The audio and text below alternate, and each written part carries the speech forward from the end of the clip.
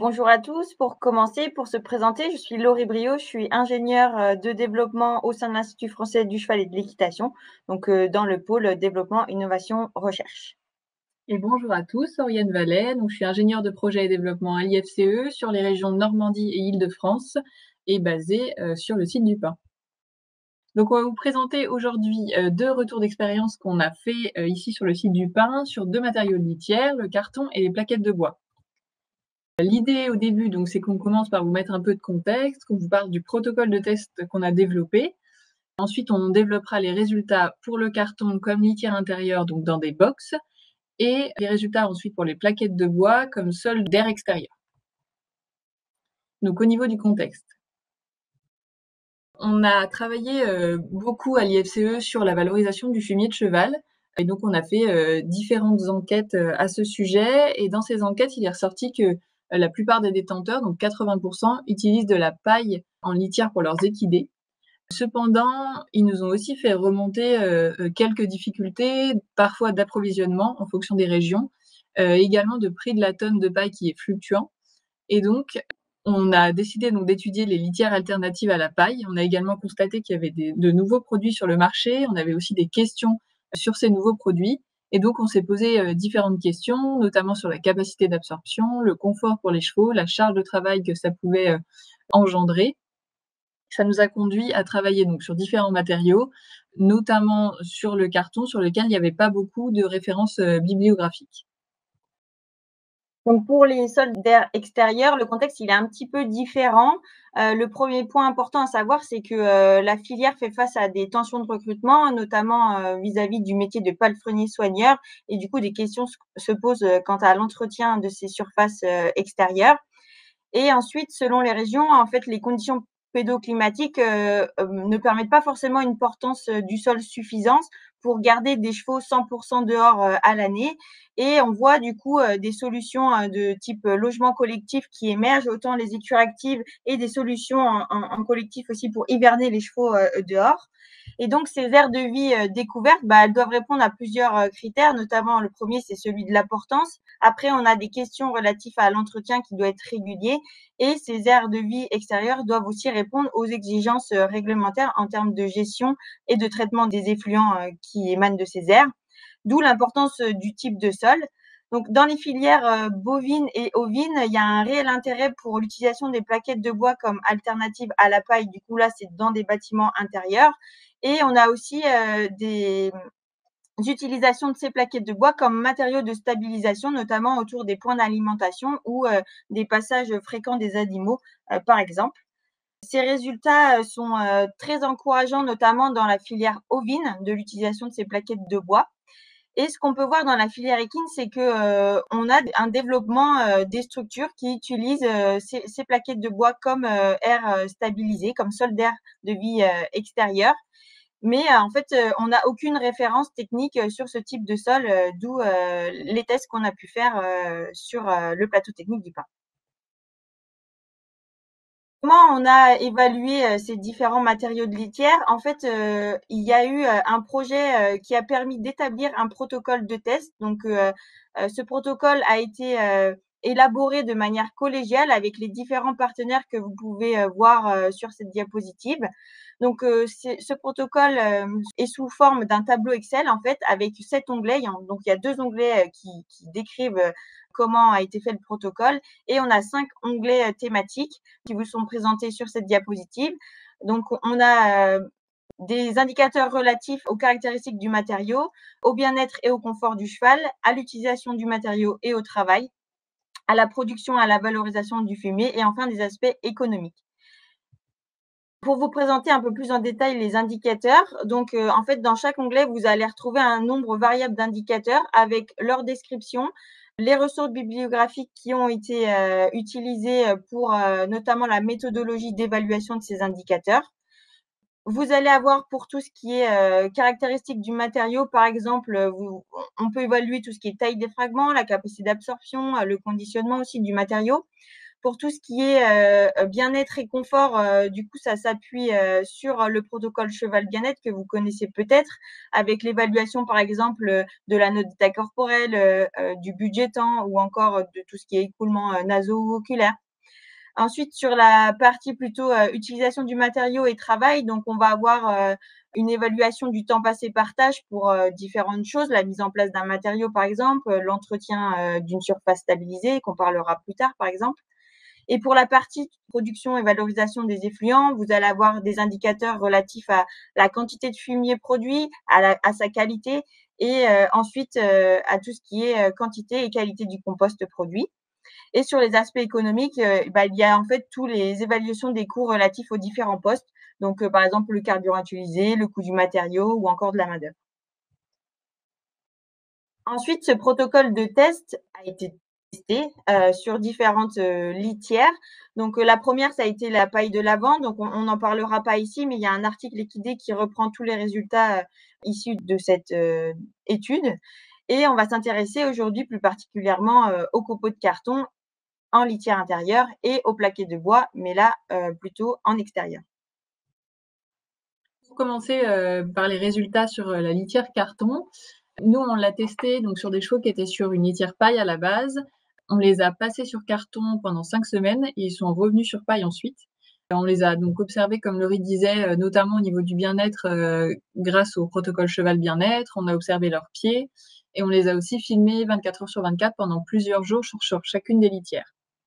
Ensuite, on a regardé au niveau du fumier, on a fait différentes analyses qu'on vous présentera ensuite. Au niveau des résultats, en ce qui concerne la caractéristique du matériau, ce qu'on a pu voir, c'est qu'il avait une meilleure capacité d'absorption que la paille. On a notamment pu constater qu'on avait, au moment du curage complet des box, un sol qui était totalement sec.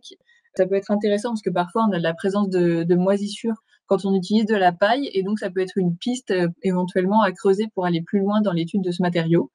On a aussi souvent des questions sur est-ce que les chevaux vont consommer cette litière. On a eu, nous, 2 chevaux qui l'ont consommée. On n'a pas eu d'impact visible sur leur santé, mais l'expérimentation a été assez courte, donc petite vigilance tout de même là-dessus. Et on peut constater, on voit un peu sur la photo que par rapport à la paille, ça peut donner un aspect un peu sale dans les box. Au niveau du bien-être, comme je vous le disais, on a filmé les chevaux 24 heures sur 24. Ça nous a permis d'établir des budgets temps qui, on peut le voir ici, sont assez similaires. Donc, vous avez à gauche le budget temps sur paille et à droite le budget temps sur carton. Ce qu'on peut remarquer tout de même, c'est qu'on a une diminution du temps dédié à l'alimentation sur carton, sûrement du fait que la litière n'est pas consommable. Ces budgets temps-là, comme ça, ils paraissent assez similaires, mais on a voulu affiner les données en regardant pour chaque activité, en comparant les 2 lots de chevaux sur paille et sur carton. Et donc la journée, on n'a pas observé de différence majeure. Par contre, la nuit, on a observé des différences significatives, notamment donc par exemple sur le graphique de gauche, vous voyez le temps moyen passé en minutes en repos, complètement couché à plat, donc on appelle cette position décubitus latéral. On voit que les chevaux sur paille passent plus de temps, significativement plus de temps que les chevaux sur carton dans cette position. Et ils passent aussi plus de temps à manger. Donc c'est ce qu'on voyait déjà un peu dans le budget temps. Par contre, c'est sur le graphique de droite, on voit que les chevaux sur carton passent plus de temps en position immobile. Et donc du coup, ça peut nous permettre de dire et de mettre un point de vigilance sur l'alimentation qu'on doit fournir à ces chevaux qui sont sur des litières non consommables de manière générale. Donc on doit recommander de leur fournir une alimentation de fourrage à volonté pour pallier au temps d'alimentation qui diminuerait. On peut aussi noter donc que ces résultats peuvent soulever un point de vigilance sur l'ennui du cheval et donc le développement éventuel de comportements anormaux comme les stéréotypies. Sur le volet aspect économique, on a fait une petite comparaison, donc vous verrez, Laurie ira plus loin sur les plaquettes de bois. Nous, on a juste regardé sur le coût du matériau. On va se rapprocher plutôt de litières de type copeaux de bois sur ces aspects économiques-là. Donc on a quand même une vraie différence avec la paille à noter. Sur le volet utilisation du matériau et praticité au quotidien dans le travail, on a noté qu'il y avait plus de temps de travail également dû à une gestion qui est plus proche de celle des litières alternatives comme le copeau de bois. des manipulations qui peuvent être parfois difficiles du fait de l'agglomération de la litière et du coup ça fait des paquets donc assez lourds. Donc on pourrait recommander de manipuler cette litière-là avec une fourche à coco en métal. Enfin, donc sur le volet fumier, on a constaté qu'on avait une vraie diminution du volume de fumier produit. Donc ça peut être très positif pour des structures qui seraient, par exemple, en zone urbaine et qui auraient la volonté de diminuer ce volume produit. On a un poids identique, mais le volume est vraiment diminué par 2. Ce fumier, on l'a composté à 2 reprises et donc on a fait des analyses, comme je disais tout à l'heure, du fumier et du compost. Donc ça donne ces résultats-là. On va noter qu'il faut être vraiment vigilant parce que du coup les fumiers sur litière carton ont été analysés une seule fois, hein. On est bien sur des résultats d'une seule analyse, donc ça permet de nuancer le propos. On voit que les rapports C/N sont assez proches et on a remarqué aussi que l'azote ammoniacal était plus élevé dans le fumier carton. Donc on peut éventuellement se poser la question du lien avec la capacité d'absorption de l'ammoniac, mais voilà, ça reste vraiment des premières pistes à consolider si on veut approfondir ces volets-là. Pour poursuivre sur, les plaquettes de bois, cette, étude pilote a été menée du coup sur le site de la Jumenterie, donc un des sites du plateau technique du Pin, sur, l'espace d'hivernage, de nos juments, qui hivernent, elles, de mi-novembre à peu près à mi-avril. Donc là, l'étude, visait vraiment à comparer un sol en plaquettes de bois vs en grave. Ce qu'on appelle grave, c'est du sable, grossier, du gravier. Donc l'idée, c'est de faire la comparaison à la fois sur la partie comportement et santé des équidés, le travail des agents pour mettre en place et entretenir cette surface, et enfin avoir un coût des différents types de sols. Donc c'est une expérimentation qui a duré à peu près 2 mois, de fin janvier à début avril 2022. Il y avait 11 juments dans la stabulation. Donc, c'était des juments âgés de 4 à 26 ans. On avait un peu tous les âges et nos juments avaient, comme vous voyez sur le petit schéma, 2 râteliers avec du foin, du coup à volonté. Donc, en termes de matériel et méthode, qu'est-ce qu'on a fait pour vous présenter rapidement un peu les différents indicateurs qu'on a pu relever? Donc, sur la phase en grave, donc en sable, on a fait ce qu'on appelle la cas témoin en fait. On a du coup essayé de chronométrer toutes les tâches en relation avec l'entretien de cette surface. Il faut savoir que à la jumenterie, on entretient notre sol en grave avec un rabot attelé sur un tracteur et du coup le raclage se fait 3 fois par semaine. Ça nécessite à peu près 2 agents et une réappro en sable, 1 fois par an en fait, en été. Du coup, nos juments étaient sur cette aire en grave. Donc, initialement, on avait fait une pesée, on a fait des notes d'état corporel, on les a observés d'un point de vue comportemental pour avoir un budgétant sur cette zone en sable. On a aussi évalué tous les indicateurs de santé, donc à l'aide du protocole cheval bien-être. Donc, on a sélectionné un pool d'indicateurs qui nous intéressaient. On a, avec un maréchal, évalué l'état des pieds et notamment de la fourchette parce qu'on avait l'hypothèse que, vu que c'est un sol extérieur, bah, qui est soumis aux intempéries et qui peut être potentiellement humide, donc on s'est dit: «Des chevaux sur un sol humide, on pourrait avoir des problèmes de pourrissement de fourchette», donc c'est pour ça qu'on a fait cette évaluation au préalable et après du coup, on a mis en place un sol en plaquettes de bois. C'était des plaquettes de chêne de 0 à 55 millimètres en termes de taille et on a du coup mis une couche de environ 10 centimètres de plaquettes et après on a réapprovisionné en plaquettes tous les 15 à 20 jours à peu près. C'est en fonction de l'humidité et de la salissure du sol, enfin des plaquettes de bois. Donc on a fait 3 réappros pendant les 66 jours et on n'a fait aucun ramassage des crottins réalisé durant les 66 jours et on a fait un curage juste après la sortie des juments au pâturage. Et on a essayé de faire les mêmes indicateurs de bien-être, de santé et d'évaluation de l'état des pieds qu'on a fait sur grave, sur plaquettes de bois, donc durant les premiers jours, à 15 jours, à 1 mois, puis à 2 mois, juste avant la sortie des chevaux au pâturage. Donc en termes de résultats, qu'est-ce qu'on peut voir d'un point de vue bien-être? En fait, durant les premiers 15 jours sur plaquettes de bois, on a vu une modification légère des activités parce qu'il y a pas eu gros changements quand même. On a vu que les juments, elles ont passé beaucoup moins de temps à se reposer debout. Je précise bien le debout parce que c'est important, vous allez voir, on va parler du repos couché juste après. Et on a vu une augmentation du temps passé à explorer leur environnement. En fait, on a vu que certaines juments aussi, les premiers jours, elles manipulaient un peu dans leur bouche le matériau, enfin les plaquettes de bois. On a vu ça que pendant les premiers jours. Et après, on a vu plus aucune différence au bout d'un mois en termes de budget d'activité comparativement à un sol en grave. Donc globalement, c'est des budgetants qui sont similaires entre les deux types de sols. Ce qu'il faut bien préciser, ce que Oriane vous a dit aussi juste avant, c'est que l'utilisation de litières alternatives qui sont non comestibles, il faut faire attention à ce que les chevaux aient une quantité en fourrage à disposition qui soit suffisante pour minimiser l'ingestion de matériaux, parce qu'après on peut avoir des problèmes de santé. Nous là, les 2 juments qu'on a vu manipuler les plaquettes dans leur bouche, c'était des jeunes juments. Je pense qu'elles étaient un peu intriguées en termes d'odeur, de texture. Du coup, après, est-ce qu'elles les ont avalées? C'est difficile à juger, mais en tout cas, on n'a pas eu de problème de santé d'un point de vue digestif. Les crottins sont restés d'un aspect, d'une texture, d'une consistance tout à fait normale pendant les 66 jours d'expérimentation. Si on se focalise maintenant plus sur le repos couché, ce qu'on peut voir en fait, c'est sur le grave, là, l'observation faite sur le sol en sable, et ben on n'a pas du tout vu de juments se coucher dessus. Donc ça, c'est important pour la suite. Et pendant les premiers jours et les 15 jours, on n'a pas non plus vu de juments se coucher sur les plaquettes de bois. En fait, là, durant ces 3 phases d'observation, les juments se couchaient sur l'abri paillé qu'elles avaient à disposition. On a vu cependant, au bout d'un mois seulement, des juments d'âge varié se coucher sur les plaquettes de bois. Donc, ce qui montre un confort suffisant de ce matériau pour se coucher. Et on les a vus se coucher en position à la fois latérale, donc entièrement couchés comme vous pouvez le voir sur cette photo ici, et aussi en position sternale.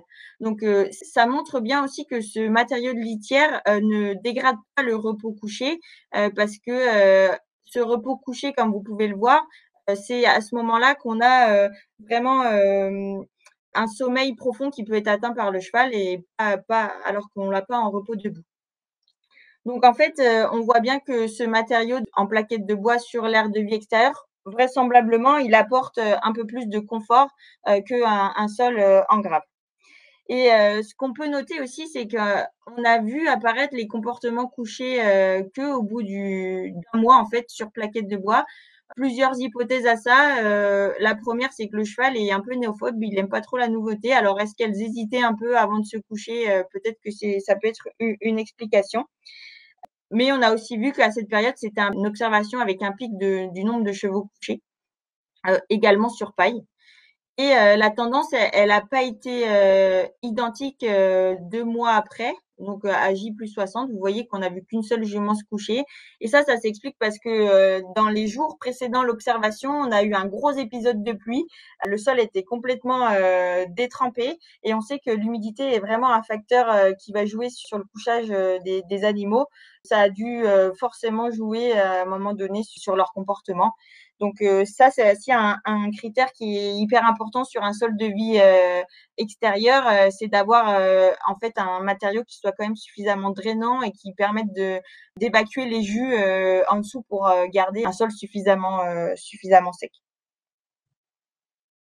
En termes de résultats autour de la santé, comme je vous disais tout à l'heure, on a apprécié l'état des pieds avec notre maréchal et notamment des fourchettes. Et ce qu'on a vu, c'est qu'il y avait vraiment aucune altération des fourchettes. Les fourchettes étaient vraiment belles. Il n'y avait aucun problème de pourrissement de la fourchette. Le maréchal a évalué aussi la pousse de la corne. Enfin, les chevaux, comme vous pouvez le voir sur cette photo, on voit bien les sabots qui ont vraiment bien poussé. Nous, c'était intéressant pour nous parce que nos juments qui étaient sur le grave, c'est un matériau qui est très abrasif et souvent on a des juments qui marchaient un peu sur des œufs parce que en fait elles avaient des pieds qui étaient assez courts, donc là on était content puisqu'il y avait une pousse des pieds qui était quand même nette. Concernant les indicateurs de santé, on n'a pas vu d'augmentation du nombre de boiteries. On s'est dit le matériau est un peu piquant, c'est du bois, c'est un peu dur, mais on n'a eu aucun problème. Et concernant les indicateurs plus d'écoulement oculaire ou nasaux, parce qu'on s'était dit que ça allait importer peut-être un peu de poussière. On n'a vraiment pas eu de différence entre le sol en grave et le sol en plaquettes de bois.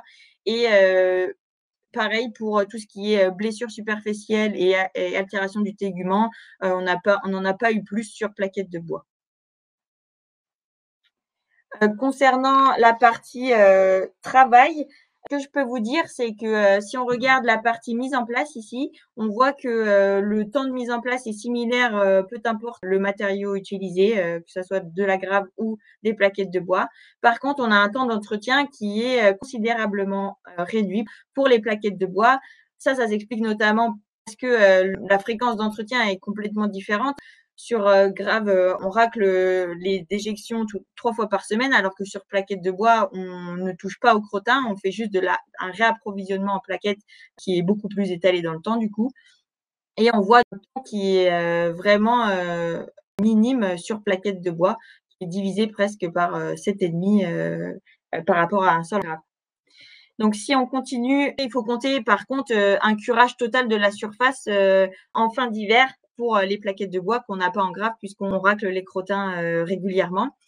Et donc, si on regarde pour la partie, qui concerne uniquement, la période d'essai, donc sur les 66 jours, ce qu'on peut voir, c'est qu'au total, on a, un gain quand même de, 6 heures, soit presque une journée de travail pour un ETP sur la période, de test.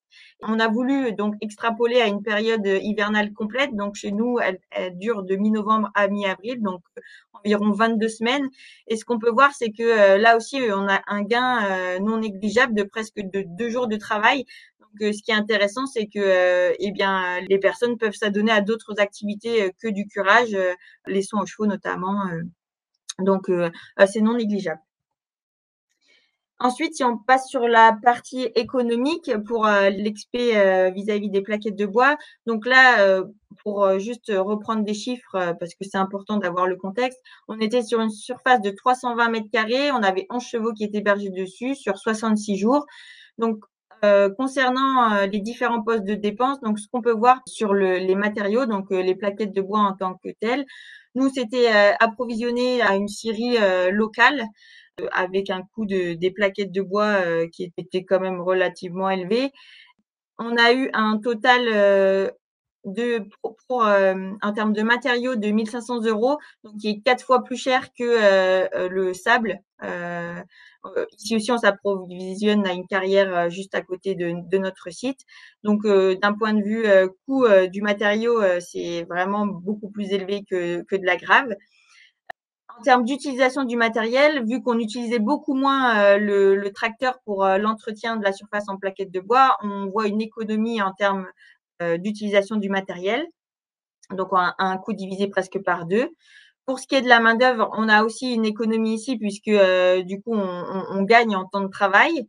Par contre, si on fait, du coup la somme de toutes ces dépenses, un sol en plaquettes de bois est quand même à un coût 2 fois, presque 3 fois plus cher qu'un sol, en grave.